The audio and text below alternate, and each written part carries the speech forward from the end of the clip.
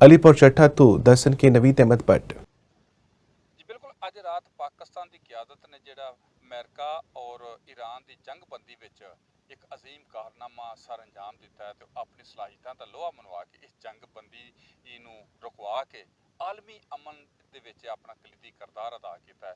ਉਹਦੀ पूरी दुनिया ते एक टक्का बज रहा है। हर सतह ते पाकिस्तान की इस कामयाबी नूं सराहिया जा रहा है और आलमी सतह ते एक पाकिस्तान एक मजबूत क्यादत बन के उभर रहा है। ने मेरे नाल सह भाई मौजूद ने, वो की आंदे ने उन्हां नाल गल करने आ।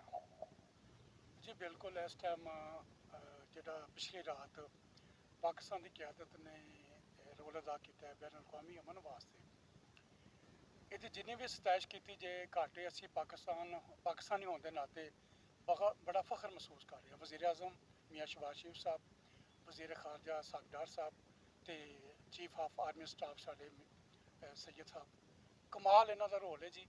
पूरी दुनिया इन्हों के किरदार नूं आनर कर रही है तो पाकिस्तान की तारीख ये जिहड़े लम्हात ने जी ये नाकाबिले फरामोश ने। ट्रंप साहब ने जिहड़ा ऐलान किया सी ते ईरान की तहजीब खत्म करने वास्ते उन्हें आखिरी थ्रेड दिता सी।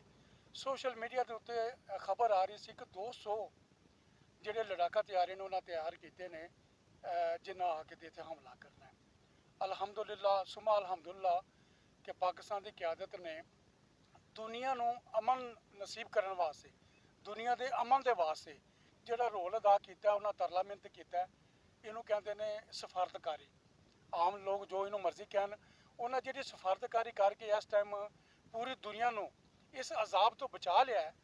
पाकिस्तान का नाम हमेशा फख्र न लिया जाएगा और क्यामत तक यह जिहड़ा उन्हें किरदार अदा किया याद रखा जाए। जी इन्हां दी तुहां गल सुनी, लेकिन पाकिस्तान की इस टाइम सफारतकारी और जिहड़ा पाकिस्तान का अमन का पैगाम है ये पूरी दुनिया ते इस तरह इहदा डंगा वज रहा है। शायद तारीख इनू कभी भी फरमोश ना करे। जी।